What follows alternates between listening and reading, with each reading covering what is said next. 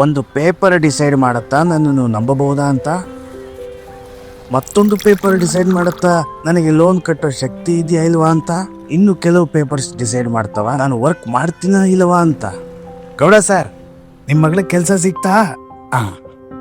ಅದಕ್ಕೆ ಅವರು, ನಾನು ದಿನ ಬೆಳಿಗ್ಗೆ 6:30ಗೆ ಅಂಗಡಿ ಓಪನ್ ಮಾಡ್ತೀನಿ, ರಾತ್ರಿ ಲೇಟಾಗಿ ಮುಚ್ತೀನಿ. ನನಗೆ ಕಸ್ಟಮರ್ಸ್ಗೇನು ಕಮ್ಮಿ ಇಲ್ಲ. ಕೆಲವರು ವರ್ಷಗಳಿಂದ ಬರ್ತಾ ಇದ್ದಾರೆ. ಆಫೀಸ್ಗೆ ಹೋಗೋರು, ಸ್ಟೂಡೆಂಟ್ಸು, ರೆಗ್ಯುಲರ್ ಕಸ್ಟಮರ್ಸು ಬರ್ತಾನೆ ಇರ್ತಾರೆ. ಅದಕ್ಕೆ ನನಗೆ ಒಂದು ದೊಡ್ಡ ಅಂಗಡಿ ಬೇಕು, ಬಿಸ್ನೆಸ್ ಜಾಸ್ತಿ ಮಾಡ್ಕೋಬೇಕು. ಈಗ ನಾನು ಬಿಸ್ನೆಸ್ ನೋಡ್ಲಾ, ಡಾಕ್ಯುಮೆಂಟ್ಸ್ ನೋಡ್ಲಾ? ಈಗ ನೀವೇ ಹೇಳಿ, ಡಾಕ್ಯುಮೆಂಟ್ಸ್ ಮುಖ್ಯನಾ, ಮನುಷ್ಯರು ಮುಖ್ಯನಾ?